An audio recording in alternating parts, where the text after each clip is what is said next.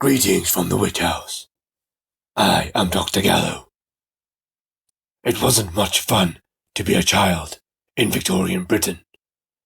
Families were so poor that it was quite usual for their young to be sent to work in factories, in mines, or sweeping chimneys.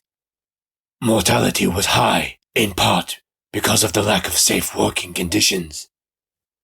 Because it was the norm for children to have jobs, they were often trusted to complete somewhat dangerous duties. The late 1800s saw a group of soldiers who were stationed at Richmond Castle discover the partially collapsed entrance to a tunnel, which they duly enlisted a young drummer boy to investigate. The men were too large to negotiate the rubble, so the child was tasked with drumming his way to the end so that the soldiers could hear and follow him above ground. They suspected the tunnel ran from the castle to the nearby Easby Abbey. The investigation began and went largely as planned, for a time.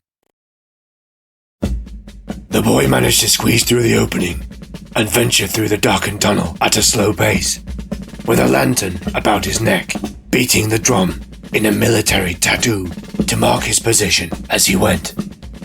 The soldiers followed the sound across Richmond, eventually coming upon Easby Woods, half a mile from the Abbey.